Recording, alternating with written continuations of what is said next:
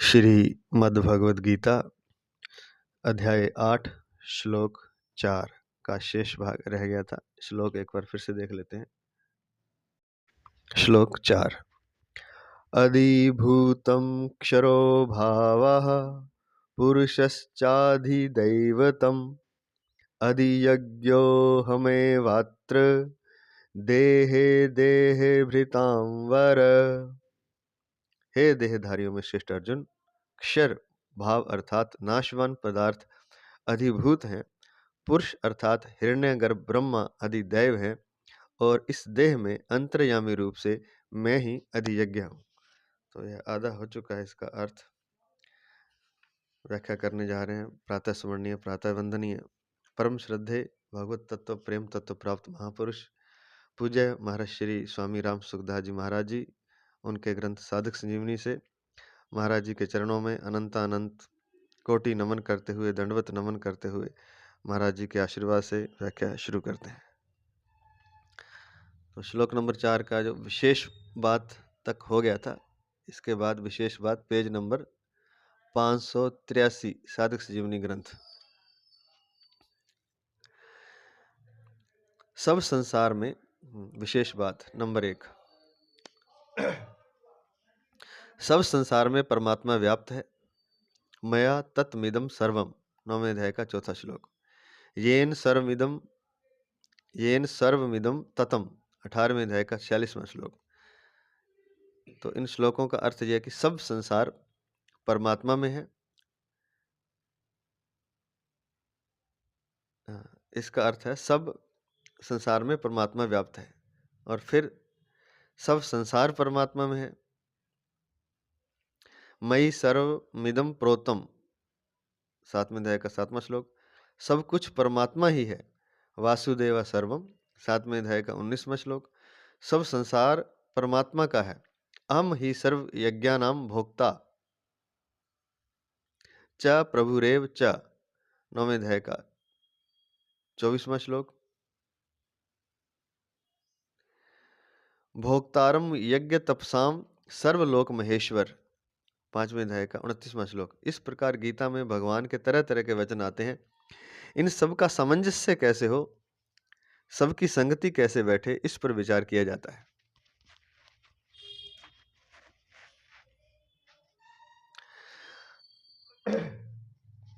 संसार में परमात्मा प्राप्ति के लिए, अपने कल्याण के लिए साधना करने वाले जितने भी साधक हैं, स्टार लिख के दिया है नीचे अंडरलाइन करके, सदा रहने वाली शांति और अनंत सुख मिले, जिसमें अशांति और दुख का लेश भी ना हो, ऐसा विचार करने वाले साधक होते हैं। सदा रहने वाली शांति, अनंत सुख मिले, ये हम सभी चाहते हैं, जिसमें अशांति और दुख का कण मात्र भी ना हो, लेश भी ना हो। ऐसा विचार करने वाले साधक हैं। जो ऐसा सोचते हैं, विचारते हैं, वो साधक हैं।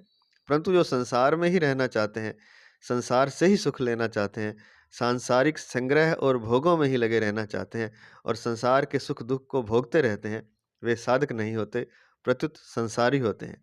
वे जन्म मरण के चक्कर में पड़ जाते हैं। तो अगर तो हम चाहते हैं कि ऐसा कुछ मिल जाए, परमात्मा की प्राप्ति हो जाए, जिससे अनंत सुख मिले, अनंत शांति मिले, जिससे कभी दुख आए ही ना, अशांति हो ना, तब तो हम साधक हैं। अगर हम संसार का सुख लेना चाहते हैं, संसार के भोग संग्रह सुख दुख को भोगना चाहते हैं, तो फिर हम संसारी हैं, और फिर जन्म मरण का एक लंबा चक्कर मनुष्य जीव को भोगना पड़ता है। तो संसार में परमात्मा प्राप्ति के लिए, अपने कल्याण के लिए साधना करने वाले जितने भी साधक हैं, वे सभी संसार से छूटना चाहते हैं और परमात्मा को प्राप्त करना चाहते हैं।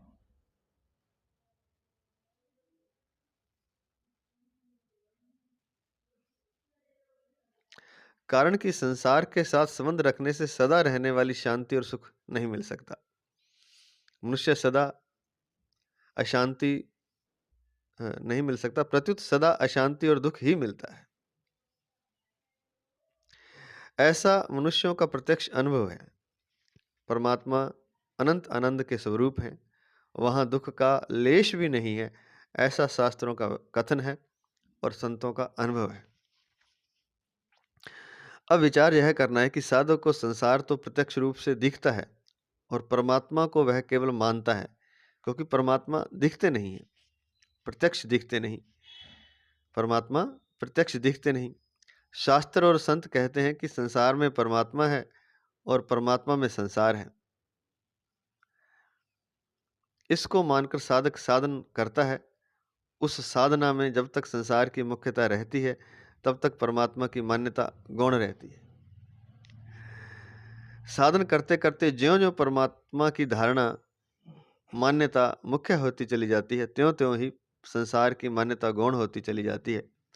परमात्मा की धारणा सर्वथा मुख्य होने पर साधक को यह स्पष्ट दिखने लग जाता है कि संसार पहले नहीं था और फिर बाद में नहीं रहेगा, तथा वर्तमान में जो है रूप से दिखता है, वह भी प्रतिक्षण अभाव में जा रहा है। तो साधक को यह दिखाई देता है कि संसार पहले नहीं था और एक दिन फिर ऐसा होगा कि संसार नहीं रहेगा, क्योंकि हम ही नहीं रहेंगे और हम भी कभी पहले नहीं थे, और फिर एक दिन ऐसा आएगा कि हम इस धरती पर नहीं रहेंगे। और जो दिखाई दे रहा है रूप में, वह भी प्रतिक्षण अभाव में जा रहा है।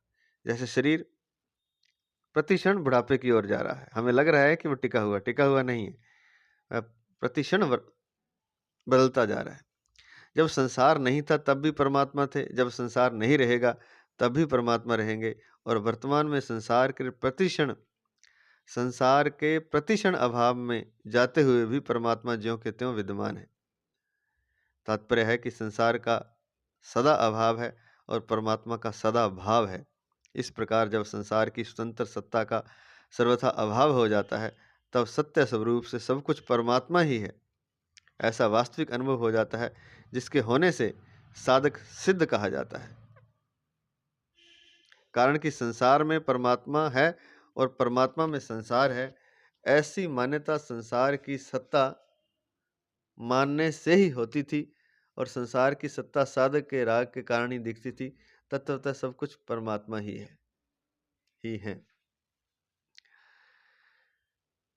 कारण कि संसार में परमात्मा है और परमात्मा में संसार है, ऐसी मान्यता संसार की सत्ता मानने से ही होती थी, और संसार की सत्ता साधक के राग के कारण ही दिखती थी। तत्वतः सब कुछ परमात्मा ही है। तो कहते हैं कि जो संसार हमें दिखाई देता है, वो हमारे राग द्वेष के कारण दिखाई देता है, और चूंकि संसार दिखाई देता है तो संसार की फिर हम सत्ता मानते हैं, और संसार की सत्ता मानते हैं तो फिर हम यह भी कहते हैं कि संसार में परमात्मा है और परमात्मा में संसार है। हालांकि ये बात सत्य है, लेकिन अभी तक हमें संसार दिखाई दे रहा है, तो ये संसार की सत्ता को हमने माना हुआ है, और राग द्वेष के कारण संसार की सत्ता को माना है। नहीं तो तत्वतः सब कुछ परमात्मा ही है, ना संसार है ना कुछ और है, सब कुछ परमात्मा है अगर तत्वतः हम जान जाएं। लेकिन जब तक राग द्वेष है तब तक संसार की सत्ता है, संसार की महत्ता है, और तब तक हम परमात्मा को नहीं जान सकते। नंबर 2, सत और असत सब परमात्मा ही है। सद सच्चा, हम 9वें अध्याय का 19वां श्लोक। परमात्मा ना सत्य कहे जा सकते हैं और ना असत्य कहे जा सकते हैं। ना सत्तन ना दुच्यते, ना सत्तन्नास दुच्यते, ना सत्तन्ना स दुच्यते। 13वें अध्याय का 12वां श्लोक। परमात्मा सत्य भी है, असत्य भी है, और सत्य असत दोनों से परे भी है। सद सत तत्परम यत।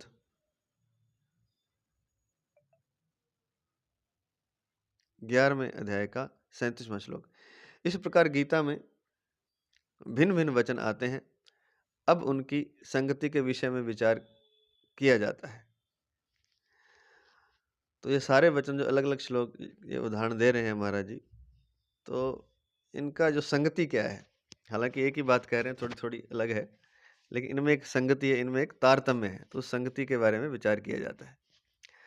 परमात्म तत्व अत्यंत अलौकिक और विलक्षण है।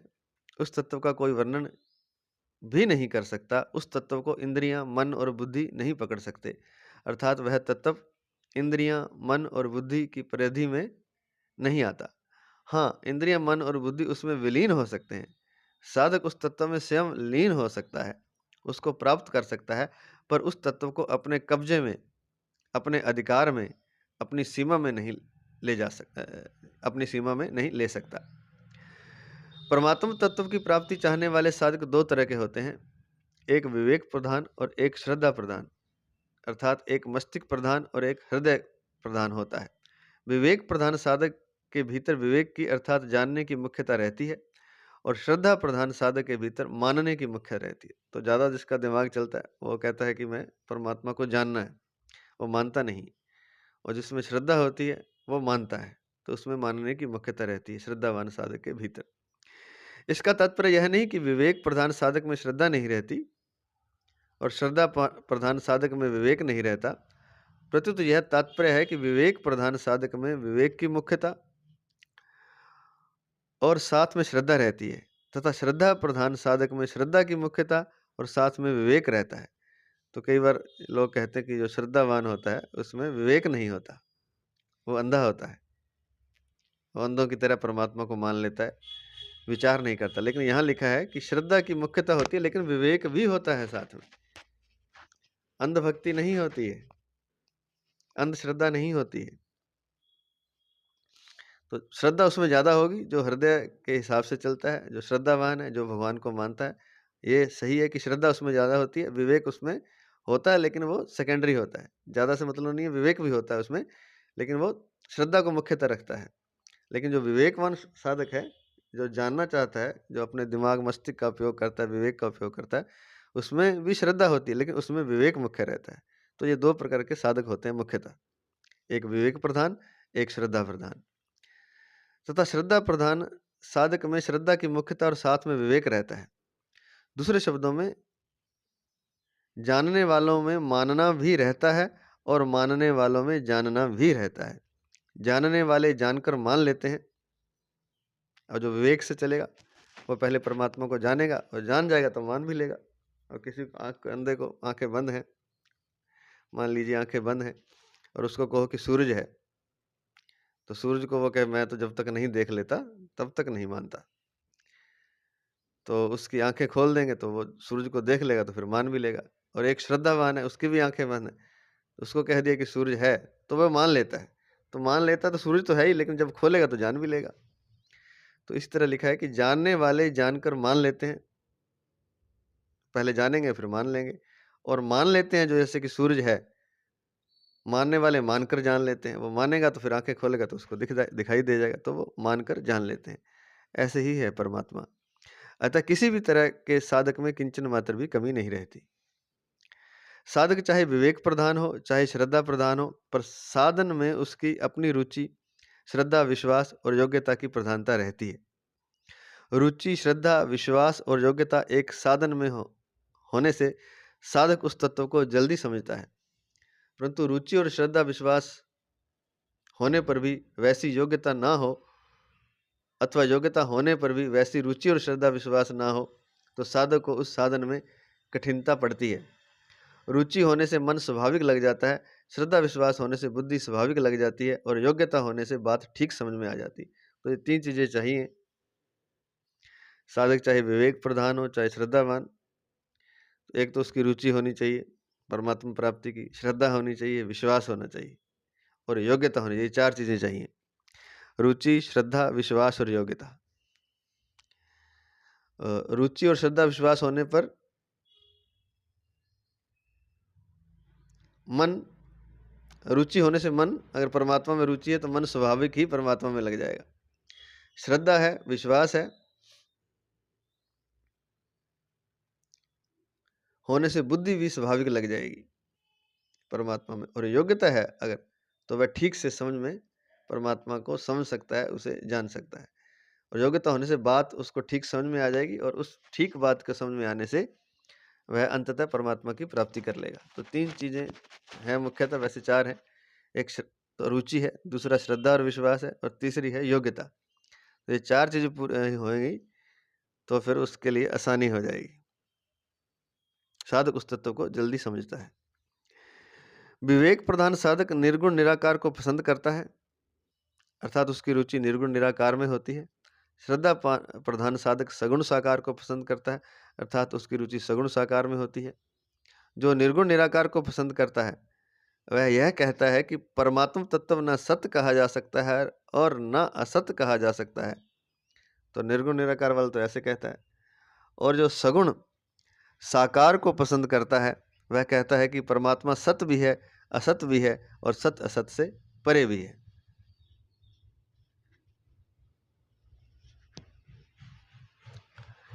तात्पर्य यह हुआ कि चिन्मय तत्व तो हरदम ज्यों का त्यों ही रहता है और जड़ असत्य कहलाने वाला संसार निरंतर बदलता रहता है।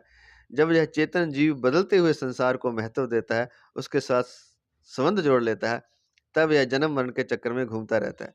परंतु जब यह जड़ता से सर्वथा संबंध विच्छेद कर लेता है, तब इसको स्वतः सिद्ध चिन्मय तत्व का अनुभव हो जाता है। और जड़ तत्व कौन से हैं? पृथ्वी, जल, अग्नि, वायु, आकाश, मन, बुद्धि और अहंकार, ये सारे जड़ तत्व। जो चिन्मय तत्व इन जड़ तत्वों से संबंध बना लेता है, अपने को शरीर समझता है, मन समझता है, अहंकार समझता है,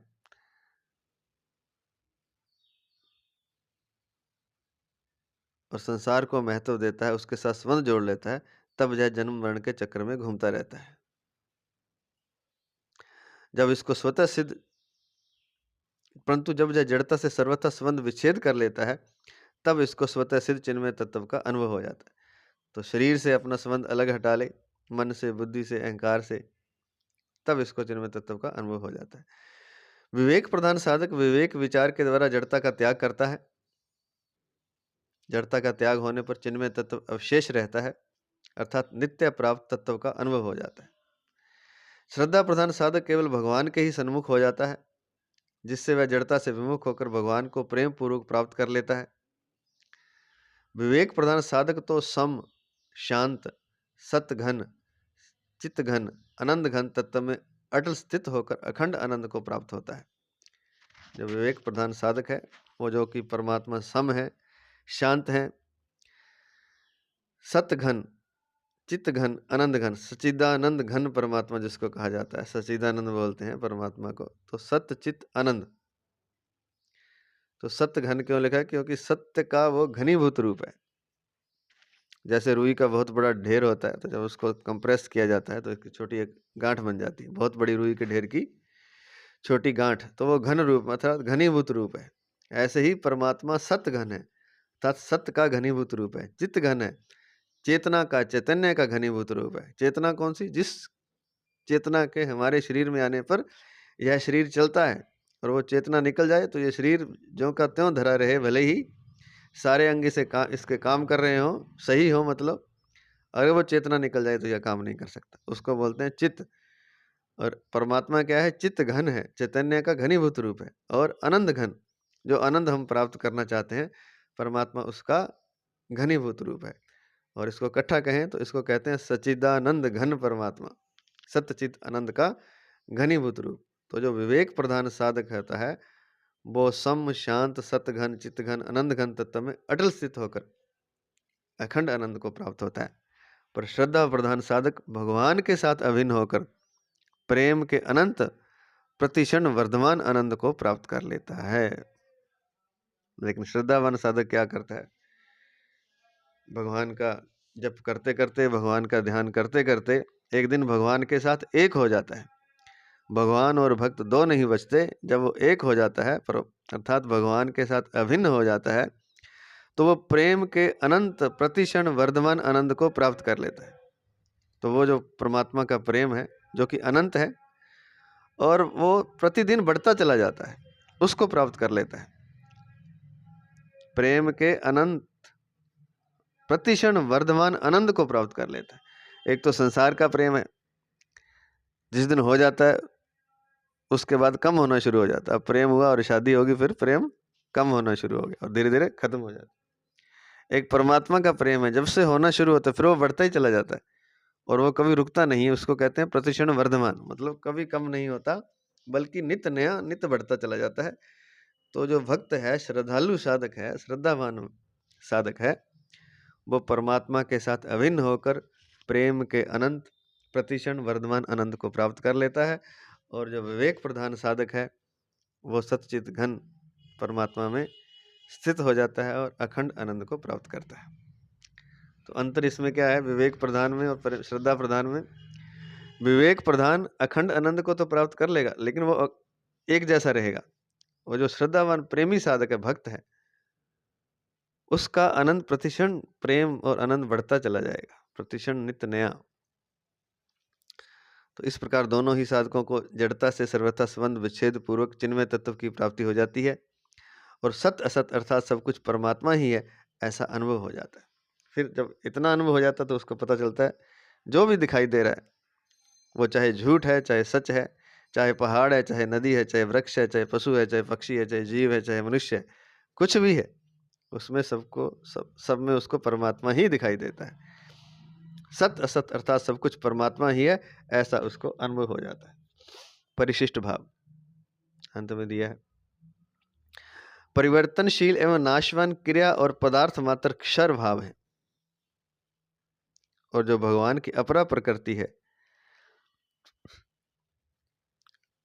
परिवर्तनशील एवं नाशवान क्रिया और पदार्थ मात्र क्षर भाव है, जो भगवान की अपरा प्रकृति है। ये संसार सारा परिवर्तनशील है। जैसे एक बेल लगाई तो आज जैसी बेल थी कल वैसी नहीं रहेगी, कल उसके 2 पत्ते और निकल आएंगे, और एक फिर बाद में बुढ़ापा भी आता है तो नाश भी होता है। तो संसार कहने का मतलब जो जैसे आज शरीर हमारा ऐसा कल नहीं होगा, जैसा कल था वैसा परसों नहीं होगा, आज नहीं है। तो परिवर्तनशील है ये संसार सारा, इसके सारे पदार्थ। ये मकान जैसा आज खड़ा है ये कल ऐसा नहीं रहेगा, और हो सकता है 100 साल 50 साल बाद जर्जर होकर के गिर जाए। तो सारा संसार परिवर्तनशील है एवं नाशवान है, नाश होता है। शरीर का भी ऐसे नाश होते होते शरीर एक दिन नाश हो जाता है, समाप्त हो जाता है। तो परिवर्तनशील एवं नाशवान क्रिया और पदार्थ जो भी हैं संसार के, वो क्षर भाव बोलते हैं उसको। क्षर अर्थात क्षरण होते हैं, अर्थात समाप्त होते हैं, एक दिन समाप्त हो रहे हैं और एक दिन पूर्णतः समाप्त हो जाते हैं। हमारा शरीर भी जिस दिन जन्म लेता है उसी दिन से समाप्त होना शुरू हो जाता है।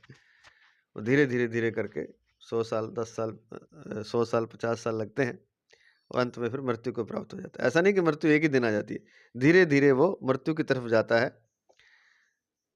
तो धीरे धीरे बुढ़ापा आता है और फिर वो अंत में मृत्यु को प्राप्त हो जाता है। तो इसको बोलते हैं क्षर भाव, और इसको बोलते हैं भगवान की अपरा प्रकृति। जो भी दिखाई दे रहा है ये भगवान की अपरा प्रकृति है, और ये बदलती रहती है और एक दिन मृत्यु को प्राप्त होती है। ज्ञान में ब्रह्म के साथ एकता होती है और प्रेम में अंतर्यामी भगवान के साथ अभिन्नता होती है। अब ज्ञान में क्या होता है, जो विवेक से चलता है, उसमें ब्रह्म के साथ एकता, ब्रह्म को जान लेता है, वो आनंद को जान लेता है।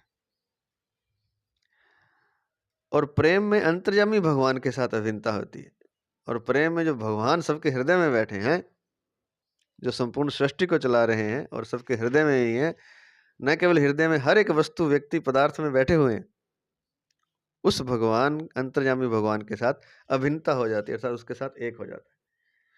भगवान ने यहाँ अंतर्यामी अर्थात अधियज्ञ को अपना स्वरूप बताया है। अतः ब्रह्म तो विशेषण है और अंतर्यामी विशेष्य है। ब्रह्मणो ही प्रतिष्ठाहम, ब्रह्मणो ही प्रतिष्ठाहम, गीता 14वें अध्याय का 27वां श्लोक। तो कहते हैं कि ब्रह्म तो विशेषण है और अंतर्यामी विशेष्य है। तात्पर्य है कि जिसको गीता ने समग्र कहा है वह सबका रचिता और नियंता अंतर्यामी मैं ही हूँ। सबको रचने वाला, सबको चलाने वाला, नियंत्रण करने वाला वो मैं ही हूँ, अंतर्यामी मैं ही हूँ, जिसको गीता ने समग्र कहा है। भगवान को समग्र नाम से कहा गया है कि वो सब कुछ वही हैं, सबको रचने वाले भी, सब में बैठने वाले भी, सबको चलाने वाले भी, सबके हृदय में रहने वाले भी। तो वह सबका रचयिता और नियंता अंतर्यामी मैं ही हूँ।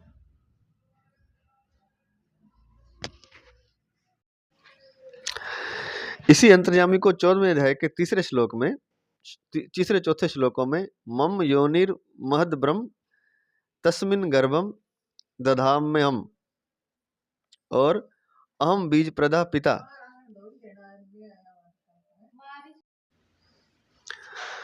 अहम बीज प्रदा पिता पदों में अहम शब्द से कहा गया है। गीता में ब्रह्म के लिए कहा है ना सत्तन्नास दुच्यते, 13वें अध्याय का 12वां श्लोक। और समग्र भगवान के लिए कहा है सद सच्चा हम, 9वें अध्याय का 19वां श्लोक। सद सत तत्परम यथ, 11वें अध्याय का 37वां श्लोक।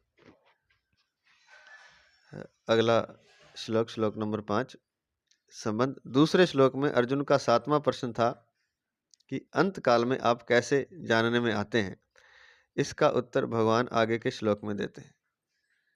तो जो पहले दूसरे श्लोक में अर्जुन ने प्रश्न पूछा है, 7 प्रश्न पूछे हैं, तो 7वां प्रश्न ये था कि अंत काल में आप कैसे जानने, वैसे तो 6 थे, तो 7वां ये था कि अंत काल में आप कैसे जानने में आते हैं। जब जीव का अंत होता है तो उस समय आप किस तरह का आपका अनुभव होता है, इसका उत्तर भगवान आगे के श्लोक में देते हैं, अर्थात श्लोक नंबर 5।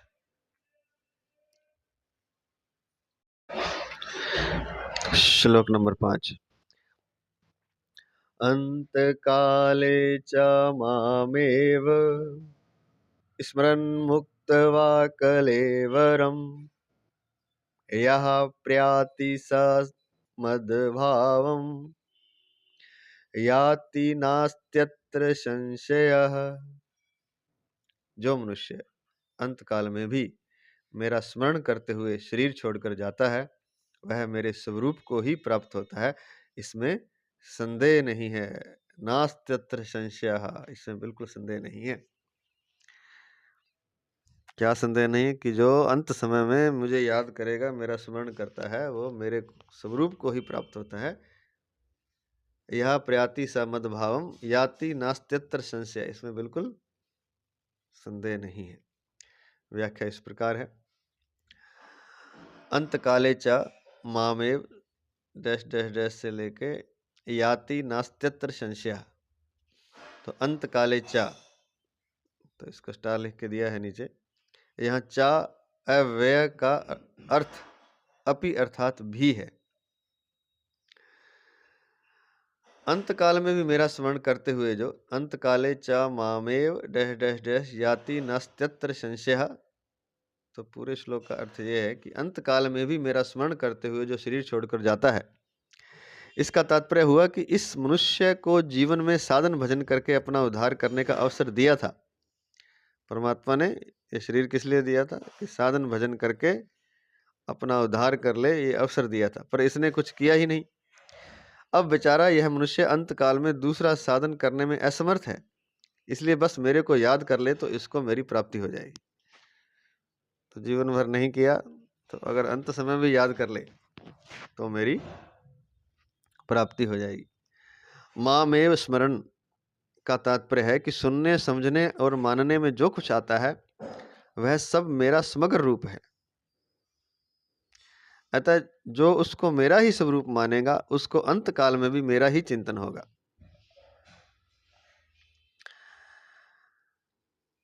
अतः जो उसको मेरा ही स्वरूप मानेगा उसको अंत काल में भी मेरा ही चिंतन होगा। अर्थात उसने जब जब कुछ मेरा ही स्वरूप मान लिया तो अंत काल में उसको जो कुछ याद आएगा वह मेरा ही स्वरूप होगा, इसलिए वह स्मरण मेरा ही होगा।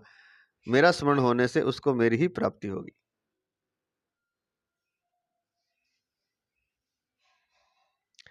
लेकिन मेरी प्राप्ति किसको होगी अगर जिंदगी भर तो भजन किया नहीं, अंत काल में फिर परमात्मा कैसे याद आएगा? अंत काल में वही याद आएगा जो जिंदगी भर किया था। लेकिन एक तरीका यहाँ बताया है कि अगर वो जो कुछ देखता है, सुनता है, समझता है, उस सब कुछ को परमात्मा मान ले, अगर वो सुनने समझने और मानने में वो सब कुछ मेरा ही रूप है और उसको मेरा मानता रहे जीवन भर, चाहे साधना ना भी हो, लेकिन ये जो सुने ऐसा परमात्मा, वो भी परमात्मा, जो देखे वो भी परमात्मा, चाहे वो पहाड़ है, नदी है, जीव है, जो भी है, मनुष्य है, जीव जंतु, कुछ भी। तो इतना जब वो करेगा जीवन भर तो अंत में फिर मेरा ही चिंतन होगा। अर्थात उसने जब सब कुछ मेरा ही स्वरूप मान लिया तो अंत काल में उसको जो कुछ याद आएगा, कुछ भी याद आ जाए, क्योंकि सब कुछ स्वरूप परमात्मा का, मान लो पहाड़ भी याद आएगा, जब उसने सब कुछ मान ही लिया परमात्मा को, तो फिर अंत में उसको जो कुछ भी याद आएगा वह मेरा ही स्वरूप होगा, इसलिए वह स्मरण मेरा ही होगा। मेरा स्मरण होने से उसको मेरी प्राप्ति होगी। ये एक तरीका है। मद भावम कहने का तात्पर्य है कि साधक ने मेरे को जिस किसी भिन्न अथवा अभिन्न भाव से अर्थात सगुण निर्गुण, साकार निराकार, द्विभुज चतुर्भुज तथा नाम लीला धाम रूप आदि से स्वीकार किया है, मेरी उपासना की है,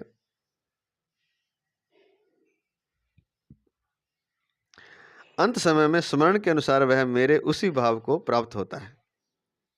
तो चाहे तो जीवन भर जैसे भी कोई साकार रूप में माना कि निराकार के दो भुजा वाले भगवान को मानता है, चार चतुर्भुज भगवान को, सबको इकट्ठा मान जाए, इनमें से एक को मानता है।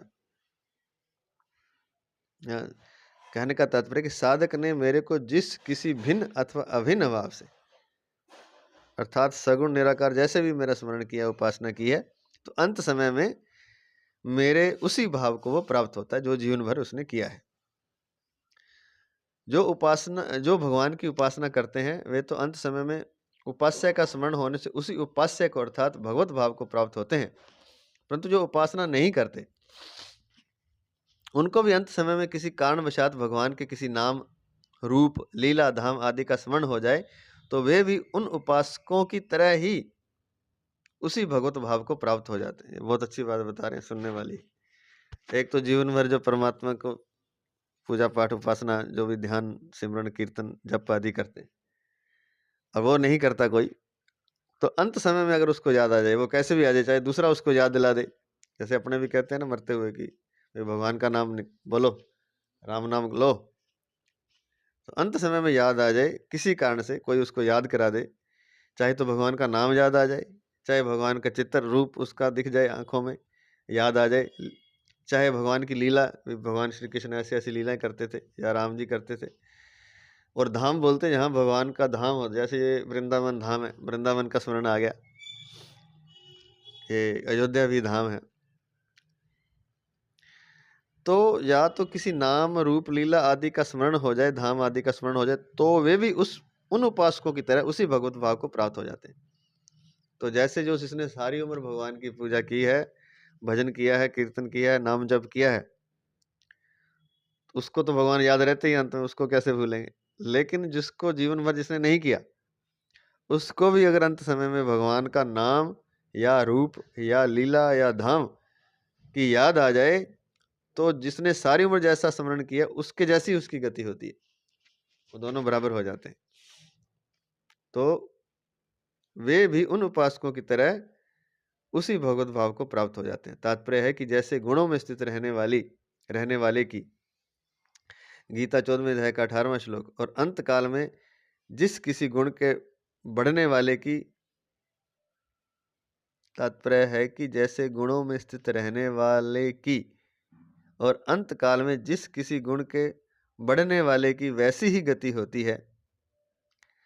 गीता 14वें अध्याय का 14वां 15वां श्लोक, ऐसी ही जिसको अंत में भगवान याद आ जाते हैं उसकी भी उपासकों की तरह गति होती है, अर्थात भगवान की प्राप्ति होती है। तो जीवन भर जिसने किया उसको भी भगवान की प्राप्ति होगी, अंत समय में अगर कोई याद करवा दे या याद आ जाए उसको, तो भी उसको भगवान की प्राप्ति होती है। ये इसलिए लिख रहे हैं, इसलिए भगवान का ऐसा नियम बनाया कि भगवान ने जो मनुष्य जन्म दिया है वो परमात्मा प्राप्ति के लिए दिया है, और कोई अगर जीवन भर नहीं कर पाए, हालांकि मुश्किल है, जीवन भर नहीं किया तो अंत में कैसे याद आएगा। जो जीवन भर किया वही याद आता है। जीवन भर धन इकट्ठा किया तो अंत में धन ही याद आएगा। जीवन भर बच्चों से मोह किया तो बच्चे ही याद आएंगे। लेकिन अगर किसी तरह उसको याद आ जाए या कोई दूसरा उसको याद दिला दे, तो उसकी गति भी जिसने जीवन भर भजन किया उसके समान ही होगी, दोनों को भगवान की प्राप्ति हो जाएगी। जैसे एक चुटकुला है, सेठ जी मर रहे थे, जीवन भर बहुत मेहनत की, बहुत पैसा कमाया, अंत में बच्चे सारे चारपाई को घेर के खड़े हैं, 4-5 बेटे हैं, और सांस भी मुश्किल आ रही है, बोला नहीं जा रहा, तो इशारा कर रहे हैं, ऐसे कुछ ऐसे हाथ से उंगली से इशारा कर रहे हैं। तो उन्होंने वैद्य बुलाया, बढ़िया से बढ़िया, उसको कहा कुछ सेठ जी बोलना चाहते हैं, शायद कोई धन कहीं रह गया होगा, बाकी तो सारा बता दिया इन्होंने, सबको अपना अपना हिस्सा दे दिया, कुछ कोई याद आ गया इनको अंत समय में, अगर 2 मिनट इनको थोड़ा एक बुला दो तो जो गड़ा हुआ धन है वो भी मिल जाए। तो वैद्य ने दवाई दी, तो चलो वो थोड़ा सा बोलने के लिए, तो उसने कहा कि वो बकरी झाड़ू खा रही है और नलायको, मैंने इतने मुश्किल से धन कमाया है और तुम मेरे पास खड़े हो। बकरी झाड़ू खा गई। तो अगर जीवन भर धन कमाया तो फिर वो धन की ही याद आएगी अंत समय में, क्योंकि उसको लगेगा नुकसान हो रहा है, 100 रुपए की झाड़ू नुकसान हो रही है। तो ये बात इसलिए है कि अगर जीवन भर भगवान को नाम याद नहीं किया तो अंत में कैसे याद आएगा। लेकिन फिर भी कहते हैं किसी तरह से याद आ जाए तो उसकी गति भी भगवान के नाम लेने वाले के समान ही हो जाएगी और वह भी भगवान को प्राप्त हो जाएगा, मुक्त हो जाएगा। भगवान के सगुण, निर्गुण, साकार, निराकार आदि अनेक रूपों का नाम, लीला, धाम आदि का भेद तो साधकों की दृष्टि में है, साधकों की दृष्टि से है। अंत में सब एक हो जाते हैं, अर्थात अंत में सब एक मद भाव, भगवत भाव को प्राप्त हो जाते हैं। तो कहने का तात्पर्य है कि सगुण, निर्गुण, साकार, निराकार, नाम, रूप, लीला, धाम, ये तो जो भेद है, हालांकि परमात्मा में तो कोई भेद नहीं, सब कुछ परमात्मा ही है, ये साधकों की दृष्टि से भेद है। अंत में सब एक हो जाते हैं, क्योंकि भगवान का समग्र स्वरूप एक ही, जो कुछ भी दिखाई दे रहा है वो सारा भगवान ही।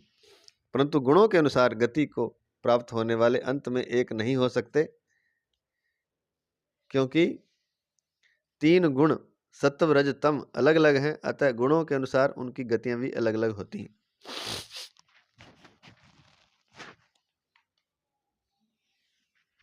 बहुत अच्छी बात बता रहे हैं, आगे 15-20 मिनट का और है, ध्यान से सुन लेना। भगवान का स्मरण करके शरीर छोड़ने वालों का तो भगवान के साथ संबंध रहता है, और गुणों के अनुसार शरीर छोड़ने वालों का गुणों के साथ संबंध रहता है। इसलिए अंत में भगवान का स्मरण करने वाले भगवान के सम्मुख हो जाते हैं, अर्थात भगवान को प्राप्त हो जाते हैं, और गुणों से संबंध रखने वाले गुणों के सम्मुख हो जाते हैं, अर्थात गुणों के कार्य जन्म मरण को प्राप्त हो जाते हैं।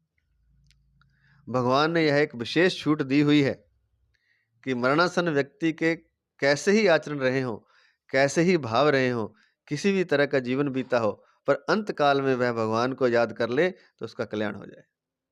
ये छूट दी है। मगर लास्ट लाइन लगी हुई थी लंबी, कोई सामान मिल रहा था तो सारा सामान तो लोग ले गए, तो अंत में जो बंदा आया उसके लिए भी कोई सामान रखा हुआ है भगवान। अगर जीवन भर तो नहीं याद किया, उल्टे सुल्टे काम किए, उल्टे सुल्टे नहीं किए तो धन कमाया भगवान और भगवान की याद ही नहीं की, लेकिन उसके लिए भी एक छूट है कि अंत काल में अगर वो याद कर लेगा तो उसका कल्याण हो जाएगा। कारण बता दिया कि भगवान ने जीव का कल्याण करने के लिए ही मनुष्य शरीर दिया है, और जीव ने उस मनुष्य शरीर को स्वीकार किया है। भगवान ने ये छूट क्यों दी है? क्योंकि उसने ये मनुष्य शरीर दिया था अपनी प्राप्ति के लिए, जीव का कल्याण करने के लिए, कि वह जन्म मरण से मुक्त हो जाए और मुझे मेरी प्राप्ति कर ले। लेकिन जीवन भर नहीं करता, फिर अंत में उसको छूट देते हैं कि भैया अंत समय तो याद कर ले, मरते मरते अगर राम का नाम निकल जाए तो वह मुक्त हो जाता है। यह भगवान की तरफ से विशेष छूट दी हुई है, क्योंकि जीव का कल्याण करने के लिए ही उसको मनुष्य शरीर दिया है और जीव ने उस मनुष्य शरीर को स्वीकार किया है। अतः जीव का कल्याण हो जाए तभी भगवान का इस जीव को मनुष्य शरीर देना और जीव का मनुष्य शरीर लेना सफल होगा। तो भगवान ने तो दिया है और जीव ने ये स्वीकार किया था मनुष्य शरीर कि ठीक है आपने मुझे दिया तो मैं इसका सदुपयोग करूंगा, लेकिन भूल जाता है यहाँ आकर के धरती पे आके वो आनंद लेने लग जाता है, भूल जाता है। परंतु वह अपना उद्धार किए बिना ही आज दुनिया से विदा हो रहा है, इसके लिए भगवान कहते हैं कि भैया तेरी और मेरी दोनों की इज्जत रह जाए, इसलिए अब जाते जाते अंत काल में भी तू मेरे को याद कर ले तो तेरा कल्याण हो जाएगा। आ रही समझ?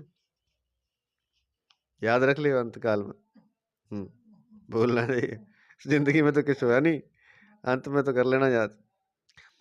अतः हरेक मनुष्य के लिए सावधान होने की जरूरत है कि वह सब समय में भगवान का स्मरण करे, कोई समय खाली न जाने दे, क्योंकि अंत काल का पता नहीं कब आ जाए। अब अंत काल तो अभी आ जाए, तो अभी नहीं याद किया तो अंत काल का क्या इंतजार करेंगे? तो जब हर समय भगवान को याद करेगा तभी अंत काल में, क्योंकि कोई समय खाली ना जाने दे, क्योंकि अंत काल का पता नहीं कब आ जाए। वास्तव में सब समय अंत काल ही है। कल आने वाला था अंत काल, आया भगवान नहीं याद आता फिर तो यह बात तो है नहीं कि इतने वर्ष, इतने महीने और इतने दिनों के बाद मृत्यु आएगी, मृत्यु होगी। यह बात तो कोई पक्की नहीं। देखने में तो यही आता है कि गर्भ में ही कई बालक मर जाते हैं, कई जन्मते ही मर जाते हैं, कई कुछ दिनों में, कोई महीनों में, कोई वर्षों में मर जाते हैं। इस प्रकार मरने की चाल हर दम हर पल हो रही है। इस प्रकार मरने की चाल हर दम चल ही रही है, कभी भी मर सकता है। अतः सब समय में भगवान को याद रखना चाहिए और यही समझना चाहिए कि बस यही अंतकाल है। कौन सा अभी अंतकाल ही है, बस अभी याद कर लें भगवान को। तो इसलिए हर क्षण याद करना चाहिए।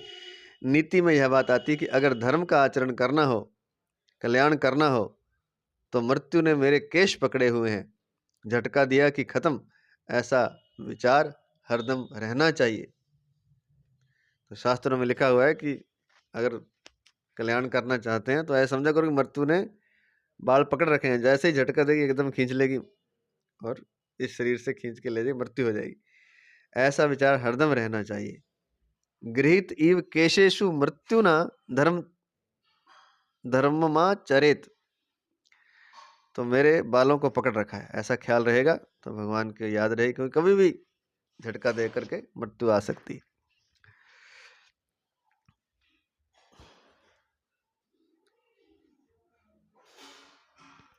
भगवान की उपयुक्त छूट से मनुष्य मात्र को, भगवान की उपयुक्त छूट से, उपयुक्त नहीं उपयुक्त छूट से मनुष्य मात्र को विशेष लाभ लेना चाहिए। कहीं कोई भी व्याधिग्रस्त मरणासन्न व्यक्ति हो तो उसके इष्ट के चित्र या मूर्ति को उसे दिखाना चाहिए, जैसी उसकी उपासना है, और जिस भगवान नाम में उसकी रुचि हो, जिसका वह जप करता हो, वही भगवान नाम उसको सुनाना चाहिए। अब ये क्या करना चाहिए, ये लोगों का कल्याण करना चाहिए। कैसे होगा, कोई बीमार है, मरने वाला है, तो जिसकी वो पूजा करता है, घर वालों को पता ही होता है, जिस भगवान को उसका उसको फोटो उसके सामने या उसकी मूर्ति उसे दिखानी चाहिए, और जिस भगवान नाम में उसकी रुचि हो, जिसका वो जप करता हो, जिसकी उपासना है और जिस भगवान नाम में उसकी रुचि, जिसका वह जप करता, उसी भगवान नाम को उसको सुनाना चाहिए। वो नहीं बोल सकता तो दूसरा बोल सकता है उसके कान में। जिस स्वरूप में उसकी श्रद्धा और विश्वास हो, उसकी याद दिलानी चाहिए। तो जिस स्वरूप को भगवान के मानता है, उसमें जिसकी श्रद्धा विश्वास हो, उसकी याद दिलानी चाहिए।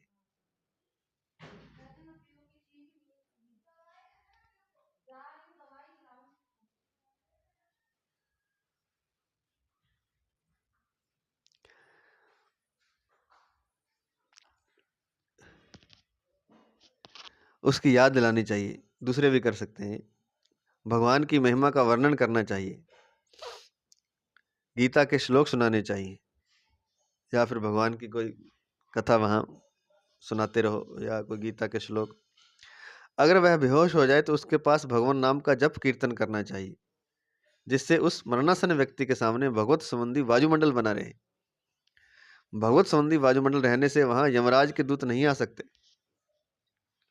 तो अगर बेहोश हो गया मरते समय, तो भगवान नाम का कीर्तन करना चाहिए, जप करना चाहिए, जप कीर्तन। तो अगर ऐसा होगा तो भगवत संबंधी वायुमंडल बनेगा, और उस वायुमंडल में यमराज के दूत नहीं आ सकते। अजामिल के तो यमराज के दूत नहीं आएंगे तो क्या मृत्यु नहीं होगी? मृत्यु तो होगी, लेकिन भगवान के पार्षद आएंगे। जैसे अजामिल के द्वारा मृत्यु के समय नारायण नाम का उच्चारण करने से वहाँ भगवान के पार्षद आ गए, और यमदूत भागकर यमराज के पास में गए, तो यमराज ने अपने दूतों से कहा कि जहाँ भगवान नाम का जप कीर्तन कथा आदि होते हो, वहाँ तुम लोग कभी मत जाना, क्योंकि वहाँ हमारा राज्य नहीं है, वहाँ हमारी नहीं चलती। इसको एक लिख के दिया है, ये श्रीमद् भागवत महापुराण का है, 6-3-26 में दिया है। एवं ब्रिमश्य सुध्यो भगवत्यनन्ते सर्वात्मना विदधते खलु भावयोगम, ते मे न दंडम हनन्त्यथ यद्यमीशां स्यात् पातकं तदपि हनन्त्य उरुगायवादः। हनन्त्य उरु गायवादः। तो कहने का तात्पर्य यह है कि जब वो नारायण अजामिल एक दुष्ट व्यक्ति था तो ब्राह्मण वैसे, लेकिन वो भागवत में कथा आती है, सबने सुनी हुई है। तो अंत में उसने नारायण नाम लिया। तो पहले तो यमराज के दूत आए हुए थे, लेकिन जैसे ही उसने भगवान का नाम पुकारा अंत समय में, तो वहाँ भगवान के पार्षद आ गए। तो दूत वो झगड़ा करने लगे पार्षदों से। तो उन्होंने कहा कि अपने मालिक से जाके पूछ लो यमराज से कि जब भगवान का नाम लिया जाता है तो आपकी वहाँ आपका ऑर्डर नहीं चलता, वहाँ ऑर्डर हमारा चलता है, पार्षदों ने कहा। तो वो यमराज के पास गए। तो यमराज ने कहा कि भाई सही कह रहे हैं, यहाँ भगवान नाम का जप होता हो, कीर्तन होता हो, कथा आदि होते हो, वहाँ तुम लोग कभी मत जाना, क्योंकि वहाँ हमारा राज्य नहीं है। ऐसा कहकर यमराज ने भगवान का स्मरण करके भगवान से क्षमा मांगी कि मेरे दूतों के द्वारा जो अपराध हुआ है उसको आप क्षमा करें। क्योंकि यमराज तो भगवान के नीचे काम करता है ना, भगवान के ऊपर थोड़ी है। वो तो भगवान का दंड देने के लिए बंदा रखा हुआ है। तो जब भगवान के पार्षद आ जाएंगे तो फिर उसकी नहीं चलेगी। तो उसने क्षमा मांगी, उसका भी श्लोक दिया है, श्लोक नंबर 2 श्रीमद् भागवत पुराण के 6:3-30 से आया है। ये अच्छा वो 26 था, जैसे 30 है। तो क्षमा मांगी यमराज ने भगवान से। तत्क्षम्यताम सा भगवान पुरुषः पुराणो नारायणः स्वपुरुषर्षैर् दत्स्त कृत स्वपुरुषैर् यद सत्कृतं नः स्वानमो न विदुषां रचितांजलिनां शांतिर्गर्यसि नमः पुरुषाय भूमने। तो भगवान से क्षमा मांगी यमराज ने। तो कहने का तात्पर्य है कि अंत काल में स्मरण का तात्पर्य है कि उसने भगवान का जो स्वरूप मान रखा है उसकी याद आ जाए। अर्थात उसने पहले राम, कृष्ण, विष्णु, शिव, शक्ति, गणेश, सूर्य, सर्वव्यापक विश्व रूप परमात्मा आदि से जिस स्वरूप को मान रखा है, उस स्वरूप के नाम, रूप, लीला, धाम, गुण, प्रभाव आदि की याद आ जाए। उसकी याद करते हुए शरीर को छोड़कर जाने से वह भगवान को ही प्राप्त होता है। तो कोई राम को मानता है तो कृष्ण को मानता है, तो विष्णु भगवान को मानता है, तो शिव को मानता है, तो शक्ति को मानता है, शक्ति अर्थात दुर्गा अर्थात माता, गणेश जी को मानता है, तो सूर्य को मानता है, तो ये सारे भगवान हैं। तो अंत समय में उनकी याद आ जाए, या उनके नाम, रूप, लीला, धाम, गुण, प्रभाव आदि की याद आए, उसकी याद करते हुए शरीर को छोड़कर जाने से वह भगवान को ही प्राप्त होता है। कारण कि भगवान की याद आने से मैं शरीर हूँ और शरीर मेरा है इसकी याद नहीं रहती, प्रस्तुत केवल भगवान को ही याद करते हुए शरीर छूट जाता है। इसलिए उसके लिए भगवान के प्राप्त होने के अतिरिक्त और कोई गुंजाइश ही नहीं। तो शरीर मेरा है और मैं शरीर हूँ, इसकी याद नहीं आती, केवल भगवान की याद आती। तो जिसकी याद आती वहीं चला जाएगा, शरीर से छूट जाएगा, हमेशा हमेशा से छुटकारा हो जाएगा, कभी जन्म मरण में फिर आना नहीं पड़ेगा। लेकिन अंत समय में याद आना जरूरी है, और अंत समय में याद आ जाए इसलिए हर क्षण ही भगवान को याद करना पड़ेगा, क्योंकि कब मृत्यु आ जाए कौन जानता है। यहाँ शंका होती है कि जिस व्यक्ति ने उम्र भर में भजन स्मरण नहीं किया, कोई साधन नहीं किया, सर्वथा भगवान से विमुख रहा, उसको अंतकाल में भगवान का स्मरण कैसे होगा और उसका कल्याण कैसे होगा। इसका समाधान है कि अंत समय में उस पर भगवान की कोई विशेष कृपा हो जाए, अथवा उसको किसी संत के दर्शन हो जाएं, तो भगवान का स्मरण होकर उसका कल्याण हो जाता है। उसके कल्याण के लिए कोई साधक उसको भगवान का नाम, लीला, चरित्र सुनाए, पद गाए, तो भगवान का स्मरण होने से उसका कल्याण हो जाता है। तो या तो उसको किसी संत के दर्शन हो जाएं, अपने स्वप्न में ही हो जाएं, या कई बार साक्षात भी हो जाते हैं, या साक्षात कोई संत आ जाए मरते समय, या कोई भगवान की विशेष कृपा हो जाए। नहीं तो कोई अन्य साधक है, वो उसको भगवान का नाम, लीला, भगवान की चरित्र सुनाए, पद गाए, तो भगवान का स्मरण होने से उसका कल्याण हो जाता है। अगर मरणासन व्यक्ति को गीता में रुचि हो तो उसको गीता का 8वां अध्याय सुनाना चाहिए, क्योंकि इस अध्याय में जीव की सद्गति का विशेषता से वर्णन आया है। इसको सुनने से उसको भगवान की स्मृति हो जाती है, कारण कि वास्तव में परमात्मा का ही अंश होने से उसका परमात्मा के साथ स्वतः संबंध है ही।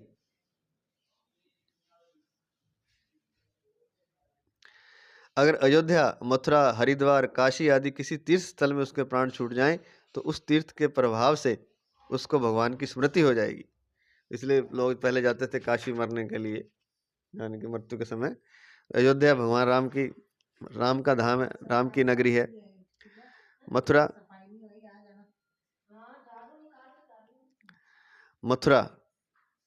वृंदावन भगवान श्री कृष्ण की नगरी है।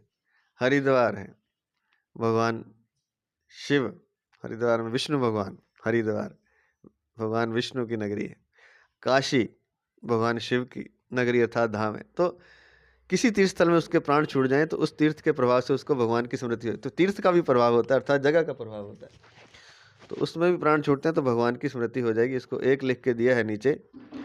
अयोध्या मथुरा माया काशी कांची अवंतिका पुरी द्वारावती चैव सप्तैता मोक्षदायिका। नारद पुराण के पूर्व खंड में 27, नारद पुराण पूर्व 27-35 में दिया है। ऐसे ही जिस जगह भगवान के नाम का जप कीर्तन कथा सत्संग आदि होता है उस जगह उसकी मृत्यु हो जाए तो वहाँ के पवित्र वायुमंडल के प्रभाव से उसको भगवान की स्मृति हो सकती है। और वहाँ नहीं जा सकते तो यहाँ पर कोई मंदिर है, कोई कीर्तन है, जहाँ कोई आश्रम है जहाँ प्रतिदिन भगवान का नाम जप कीर्तन कथा सत्संग आदि होता है, या कोई विशेष जगह चुनी हुई है जहाँ पर जप कीर्तन कथा सत्संग आदि चल रहा है, उस जगह उसकी मृत्यु हो जाए तो वहाँ पवित्र वायुमंडल के प्रभाव से उसको भगवान की स्मृति हो सकती है। अंत काल में कोई भयंकर स्थिति आने से भयभीत होने पर भी भगवान की याद आ सकती है। कई बार डर जाता, डर के भी भगवान को याद करता है। मान लो एक्सीडेंट के समय हे राम ऐसे बोल दिया किसी, तो भी उसकी मुक्ति हो जाएगी। तो भयंकर स्थिति आने पर भी भगवान की याद आ जाती है, आ सकती है। शरीर छूटते समय शरीर कुटुंब रुपये आदि की आशा ममता छूट जाए और यह भाव हो जाए कि हे नाथ आपके बिना मेरा कोई नहीं, केवल आप ही मेरे हैं। तो या फिर क्या करे, शरीर छूटते समय अपने शरीर का ध्यान ना रखे, शरीर की ममता छोड़ दे, कुटुंब की परिवार की ममता छोड़ दे, रुपये आदि की आशा ममता छोड़ दे और फिर यह भाव हो जाए कि हे नाथ आपके बिना मेरा कोई नहीं, केवल आप ही मेरे हैं। तो भगवान की स्मृति होने से कल्याण हो जाता है। हे नाथ अंत समय में ना तो शरीर की याद रखे, ना कुटुंब की, परिवार की, ना रुपए पैसे, किसी की ममता आशा त्याग दे सारी, और फिर क्या बोले, हे नाथ आपके बिना मेरा कोई नहीं, केवल आप ही मेरे हैं। तो भगवान की स्मृति होने से कल्याण हो जाता है। ऐसे ही किसी कारण से अचानक अपने कल्याण का भाव बन जाए तो भी कल्याण हो सकता है। कल्याण का भाव भी आ जाए कि मेरा कल्याण हो जाए, हे परमात्मा मेरा कल्याण करे, तो भी कल्याण हो सकता है। दूसरे 2 लगा के लिख के दिया है नीचे। एक बार एक सज्जन गंगा जी से होकर आए थे और सबको गंगा जल का आचमन दे रहे थे। वहाँ एक व्यक्ति खड़ा था, उसको जब वे आचमन देने लगे तो उसने कहा मेरे पाप बहुत हैं, मेरी जानकारी में मैंने बहुत पाप किए, इसलिए इतने थोड़े गंगा जल से मेरा पाप कैसे कट जाएंगे, मेरा कल्याण कैसे हो जाएगा। तो उससे पूछा कितना चाहिए, उसने कहा लोटा भर दे दो, लोटा भर दो। उस सज्जन ने उसे लोटा भर गंगा जल दे दिया। उसने उस लोटा भर गंगा जल को पी लिया और कहा अब मेरे पाप नहीं रहेंगे। यह सब घटना वहाँ के एक भाई ने सुनी थी। बाद में उस भाई ने बताया कि वह व्यक्ति जब मरा तब उसके प्राण 10वें द्वार को छोड़कर निकले, अर्थात उसका कल्याण हो गया। तो भाव हो जाए, अगर उसने मान लिया कि मेरा कल्याण हो जाएगा तो भी हो जाएगा, भाव होना चाहिए।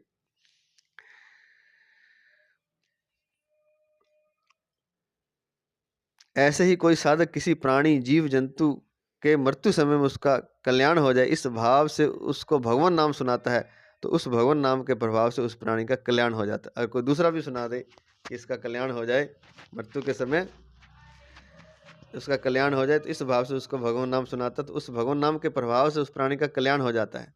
शास्त्रों में तो संत महापुरुषों के प्रभाव की विचित्र बातें आती हैं कि यदि संत महापुरुष किसी मरणासन व्यक्ति को देख लें अथवा उसके मृत शरीर मुर्दे को देख लें अथवा उसकी चिता के धुएं को भी देख लें अथवा चिता के भस्म को देख लें तो भी उस जीव का कल्याण हो जाता है। तो इसको 3 लिख के नीचे दिया, ये शास्त्रों से ली गई बातें हैं, कोई झूठी बातें नहीं है। नारद पुराण पूर्व 1:7-74-75 श्लोक में दिया है क्या कि अगर कोई संत महापुरुष किसी मरणासन व्यक्ति को देख ले, वो तो बेहोश है लेकिन संत ने देख लिया तो मुक्त हो जाएगा, या उसके मुर्दे शरीर को देख ले तो मुक्त हो जाए, या चिता जहाँ जली उसके धुएं को भी देख ले तो मुक्त हो जाएगा, या फिर चिता की भस्म को भी देख ले तो भी उसका कल्याण हो जाता है। तो यहाँ लिखा है नंबर 3, महापातक युक्ता वा युक्ता वा चोपपातकैः परम पदम प्रयान्तेव महद्भिर्वलोकिता कलेवरं वा तद्भसम तद्धूमं वापि सत्तम यदि पश्यति पुण्यात्मा सा प्रयाति पराम गतिम। तो वो पुण्यात्मा संत कोई देख ले तो उसको परम गति प्राप्त होती है। तो ये बात है, या तो कोई उसको दूसरा सुना दे तो भी हो सकता है, कोई मरणासन व्यक्ति को। तो ये सारी बातें हैं, जिसका जो अंत समय में जो जिसको मानता है उसका उसको स्मरण करवाया जाए, चाहे वो राम कृष्ण विष्णु शिव शक्ति गणेश सूर्य आदि और उनके नाम रूप लीला धाम गुण आदि की याद आ जाए, या कोई दूसरा याद करवा दे, या वहाँ पर कीर्तन किया जाए, या किसी शास्त्र का पढ़ा जाए, किसी लीला का, राम लीला या राम कथा या कृष्ण कथा, कुछ भी भगवान का नाम की या शक्ति का, गणेश जी का, जिनका भी, शिव का, शिव पुराण, ऐसा कुछ भी, तो अंत समय में उसको दूसरा भी याद करवा सकता है। और अगर बेहोश है तो वहाँ कीर्तन आदि किया जा सकता है, जप किया जा सकता है। तब भी वहाँ एक वायुमंडल निर्मित होगा, तो वहाँ यमराज के दूत नहीं आ सकते, वहाँ भगवान के पार्षद ही आएंगे। तो यह दूसरे भी मरणासन व्यक्ति का कल्याण कर सकते हैं। कोई पुण्य आत्मा, कोई साधक मरणासन व्यक्ति का इस तरह से कल्याण कर सकता है। आज इतना ही। जय श्री कृष्ण, जय श्री कृष्ण, जय श्री कृष्ण। शेष भाग रह गया इस 5वें श्लोक का, मार्मिक बात वो कल करेंगे 587 नंबर पेज पर, दूसरे पैराग्राफ से। जय श्री कृष्ण, जय श्री कृष्ण, जय जय श्री कृष्ण।